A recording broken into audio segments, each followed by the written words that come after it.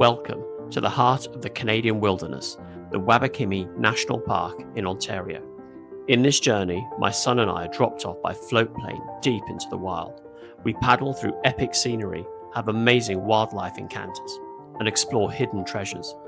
We navigate through brutal portages in challenging weather conditions, but are rewarded with ancient pictographs that tell stories of the past, world-class campsites, and breathtaking sunsets. Amidst the solitude, we discover the true essence of adventure, self-reliance, and determination as we bond through nature. Welcome to Wild Wabakimi. We wish to remind you of the location of the emergency exit.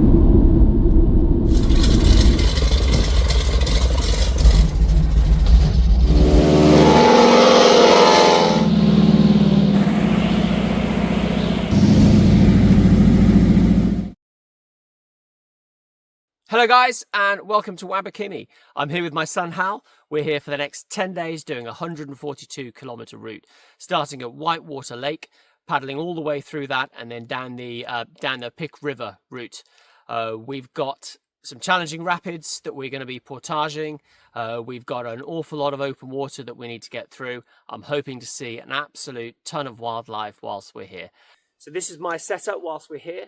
It's the OneTigris Backwoods Bungalow. It's a tension tent, probably not the best choice for the Canadian Shield, but we'll see how we get on. It's got 0 poles and it's held up with paracord across the top attached to these 2 trees. I love this tent because I have a fantastic view. I'll show you a little bit of what I can see from this in a moment.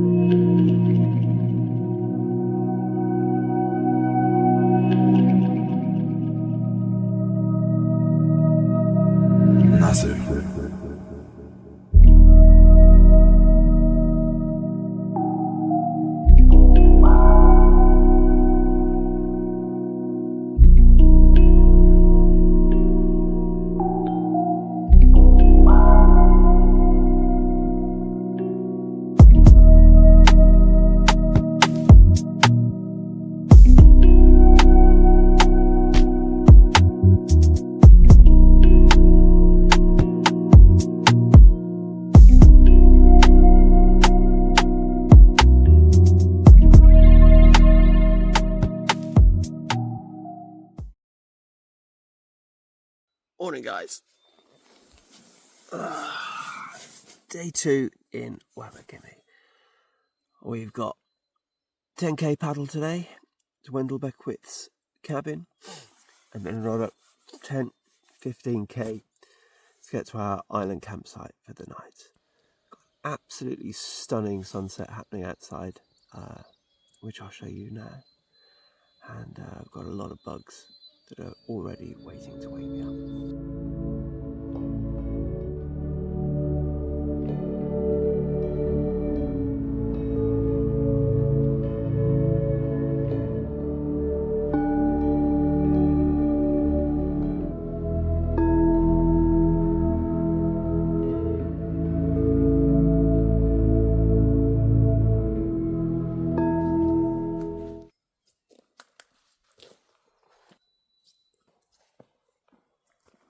When we first got here last night, there was such a large amount of bugs, absolutely thousands of them.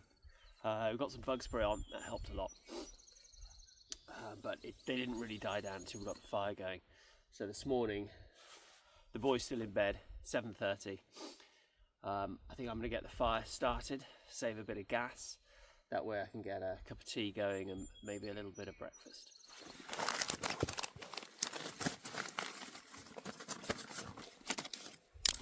Using these fire plugs, you take one of them and then you work it until you get some loose fibres. They're very small and they burn really well, so they're great for these wilderness trips.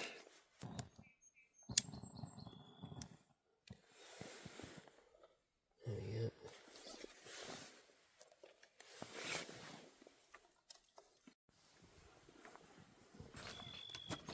It rained a bit last night, so the wood's a bit damp.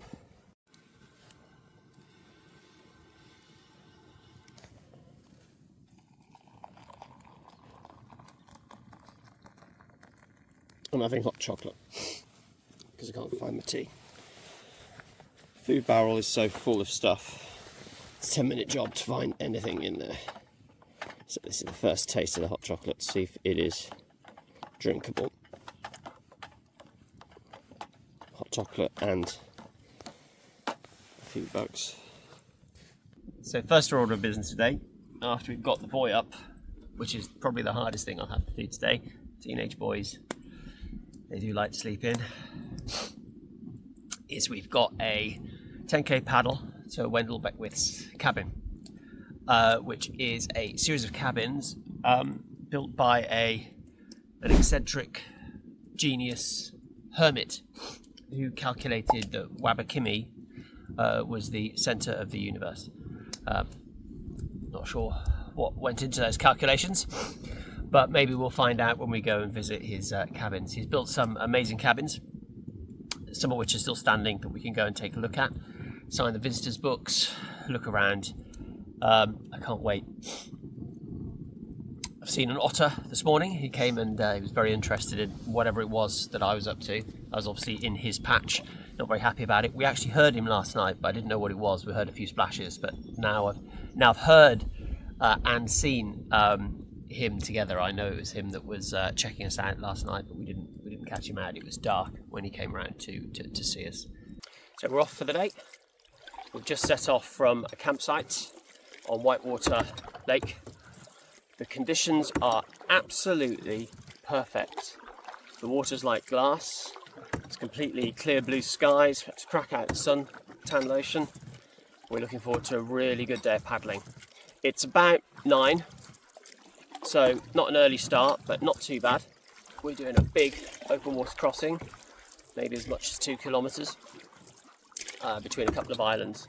There is a longer route that hugs the shoreline, but the conditions are absolutely perfect, as you can see from the crystal clear blue sky behind me. Of course they can change quickly, but it all looks pretty good to me. We should be able to see Best Island, which has got Wendell Beckwith's cabin on, so go and have a look at that, have a spot of lunch, and then move on. So this is the first cabin of 3. Could do with a little bit of work to bring it back up to Wendell's original standard. As you can see, the roof's fallen in. That is one pretty amazing fireplace. He built all of this himself by hand.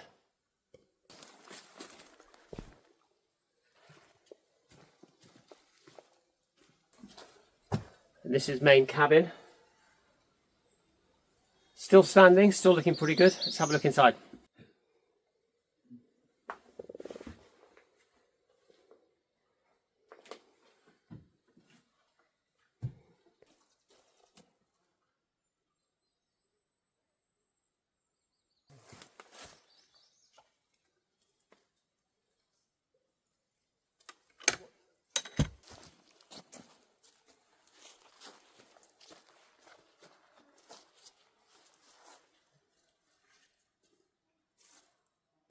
I'm not interested in what is known, I'm only interested in what is unknown.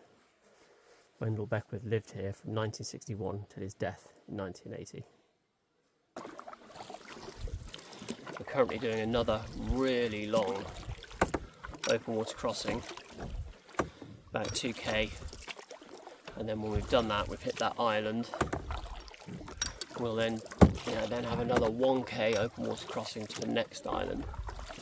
And then I think there's one more which is shorter, but then we're done with open water crossings for the whole trip, which is good.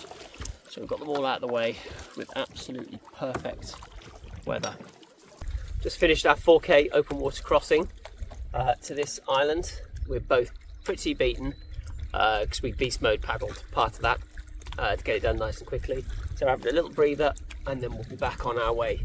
We've got one more crossing which we can't see. We have to get around a point and then we should be able to see the island that we're heading towards. Maybe it's 400 or 500 metres, maybe it's as much as a kilometre, I'm not sure, but nothing like the one that we've just done.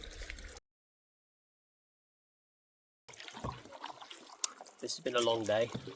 We are now pretty much out of Whitewater Lake and into the river system. but we've done 26k today.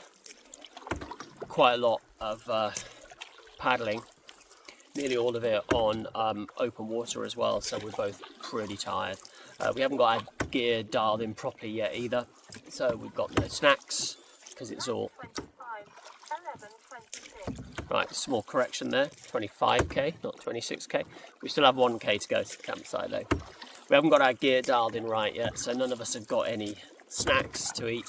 So that's one of the things that we'll be doing when we get into camp tonight, is trying to get everything sorted out, so tomorrow we can keep ourselves going and keep our energy going a bit longer. But it's been a beautiful day. Couldn't have asked for anything better. The weather's been absolutely perfect for all of the really long open water crossings that we've had to do today. The river system that we're into looks like it's going to be absolutely stunning. So tomorrow we've got a river, one portage, can't remember exactly. Then we're on to White Clay Lake, and then we're going to go through White Clay Lake and down into another river system where we'll camp at some point. The aim of having a push day today is that we can get to spend a good amount of time on Cliff Lake, which has phenomenal pictographs. Today's highlight has got to have been Wendell Beckwith's cabin. I mean, what an amazing achievement that he had to have constructed all of those cabins. I think we counted 5, one of which is still in pretty good condition. The 4 are a bit ramshackle, but well, when I say ramshackle, I mean the roof's down on them. But there's an unbelievable fireplace, hearth, and chimney stack that he constructed. It's just absolutely beautiful. All of which he did himself. Phenomenal work. Well, that was a tough end to the day. We found the first campsite that we thought was this campsite. It was an island on the Agoki River that we're on at the moment. I'll show you in a minute. I looked around and it was impossible. So then we assumed we'd missed the campsite, or the campsite wasn't right. So then we crawled our way along the bank trying to find somewhere else. Very difficult to even get out of the canoe, let alone find flat spots. And then we happened upon another island which had a full-on table and a very small space for tents, which you can probably see. It's not a great campsite, although it has a fantastic view, but because it's on an island, the island has no trees, so there's very little wood. Some other people that have used it have brought some wood in, and we're using that, so that's great. Thank you to them. We'll make sure we leave some wood at another campsite later on when we get our way through. Getting the tents up was tough. We've got basically 2 tension tents, or 1 tension tent and 1 that requires trees. So the Durston we've got pegged out with rocks, and for the Backwoods bungalow we've had to fashion some poles from the oars. We didn't show you any of this because as soon as we got in and got set up, it was blazingly hot, maybe 25, 26 degrees, extremely hot. We were just absolutely exhausted. So we sat underneath here, having done our 30k paddling for the day. And then when it got a bit cooler, we got in the tents and had a sleep for a couple of hours.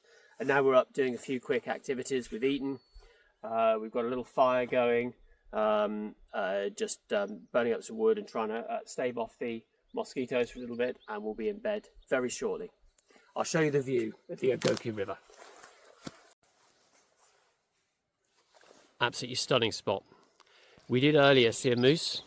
I've got some very shaky distant footage of it, but the moose was right just over here. I thought it was a bear from the sound. It was kind of making an noise, which I do know that red deer make, but I assumed it was a bear, and it sounded very close. It sounded like it was in camp, but it wasn't. It's 200 meters away, just making very loud noises. Morning and welcome to day 3. Very buggy night. Last night there's still thousands of mosquitoes flying around. Got the thermocell on. Honestly, I've got no idea if it actually does anything. But are you prepared to risk not using it? I don't know. Sleeping bag got slightly wet in the night. There's a lot of dew on these sites. It didn't rain, but single skin tent plus a lot of dew means there's a lot of moisture in the air that we're dealing with. Same for both tents, but worse in mine because it's single skin. Hal's tent's got an inner so it's all right. We've got about 18k to do today to get ourselves onto Whitewater Lake, all river paddling, and it's going to be really hot, so 27 degrees or so later on today. So ideally we can get some paddling done this morning, or as much as we can done this morning. But first thing, cup of tea, hot chocolate, bit of breakfast.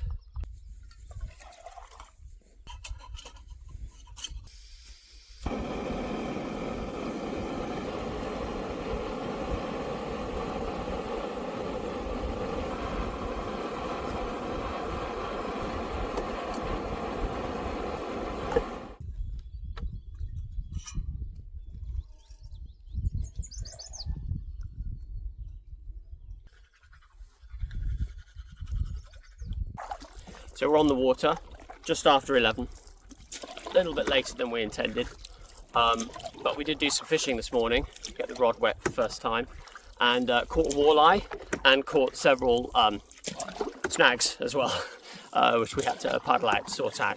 Paddling was difficult because of course we'd used all of the paddles for the tent arrangements. We hadn't taken them down yet, they had to come out anyway. So yeah, first ever fish, pretty pleased with that as an effort.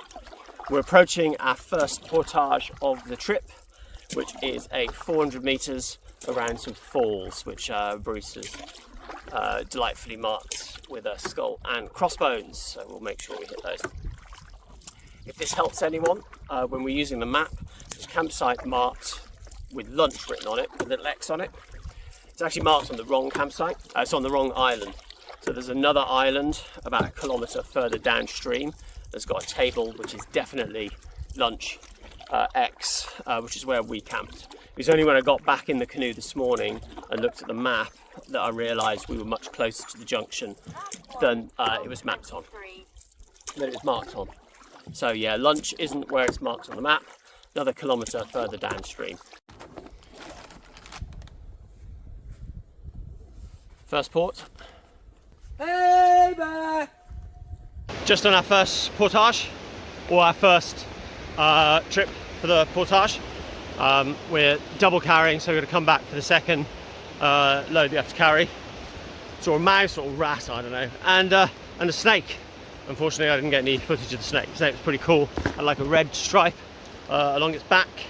Shouted at it for a bit, and then it moved along on its way.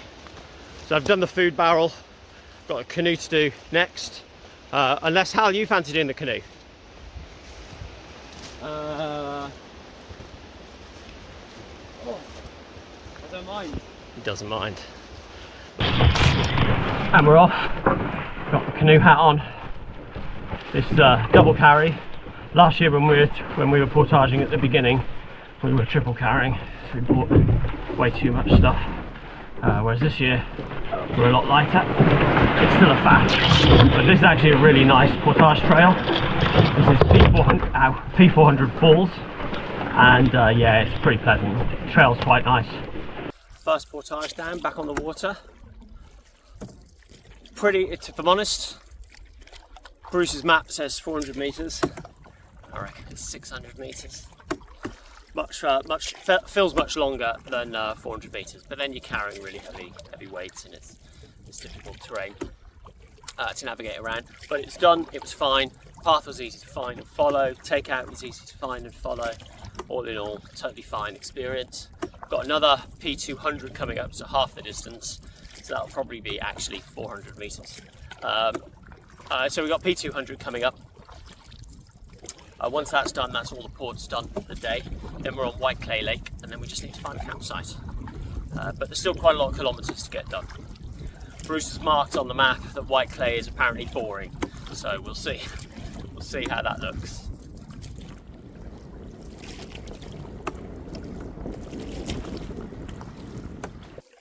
This is what it's all about. Absolutely glorious, not a cloud in the sky weather. Beautiful surroundings, bit of marshland off on the right, and then a bit of forest off on the left, and the current is dragging us along nicely, so we're not having to do too much work, unlike the lakes. We do have some upstream travel to come, but not for a couple of days, so worry about that when it happens. But right now, it's just perfect.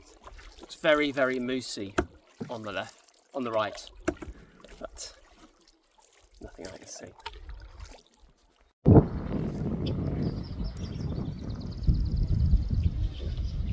Just pulled up on this tiny island. We're going to do a quick spot of fishing, but found these massive bear prints that look recent to us, but who knows, they've still got little broken up bits of sand. They're pretty cool. So we're going to get the line in the water and see what we can come up with.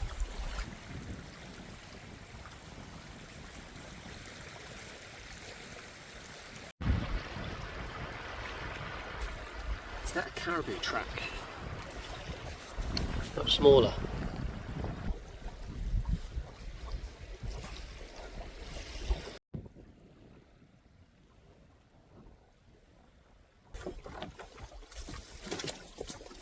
Just on a 200 metre portage around some rapids, and as soon as I came back to pick up the second large bag, I knew something was off because I could smell beer.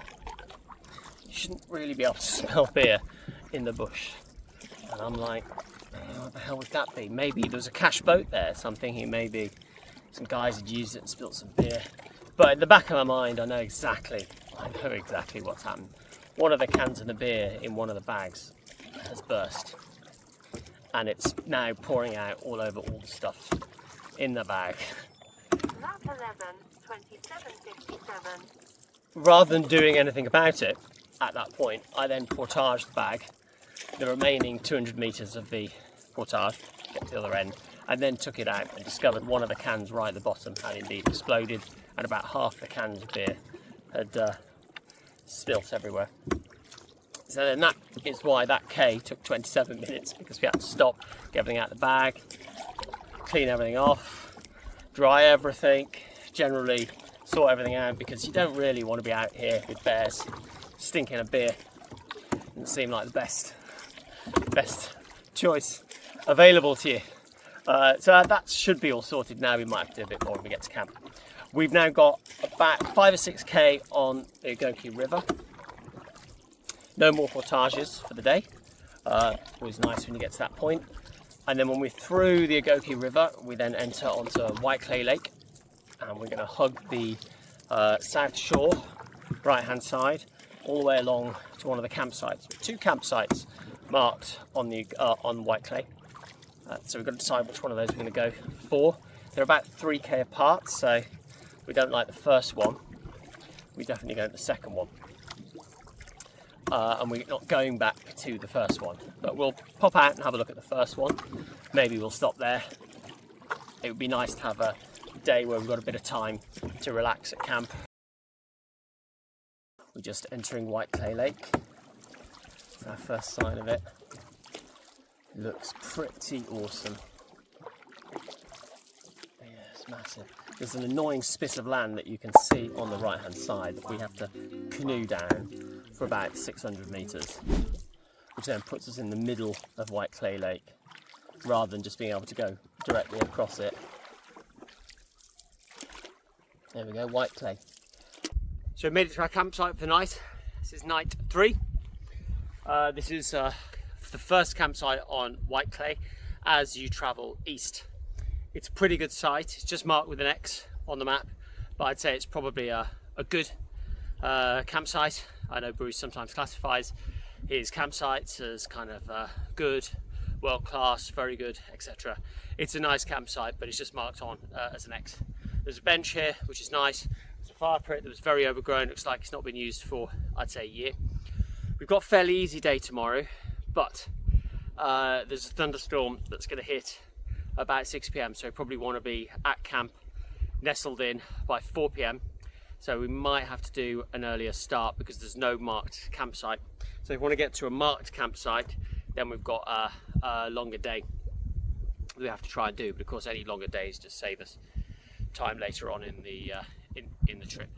I'll show you around camp. We've got some tents set up quite nicely. It's a bit of a gear explosion when you look around, but I'll show you what we've got. This is campsite. We've got Hal's X-Mid set up here. Pegged in quite easily. A lot of the campsites in Wabakimi, because they're on the Canadian Shield, you can't peg tents in very well. And we've got my Backwoods bungalow set back a little bit. That also is pegged in nicely and is attached really well with ropes or paracord between the two trees holding the awning up as well. So it's a really nice site. We've already done some water, which is nice. Hal's done a couple of chairs, and I think we're just going to try and have a relax now before we do some food later when it's cooled down a bit.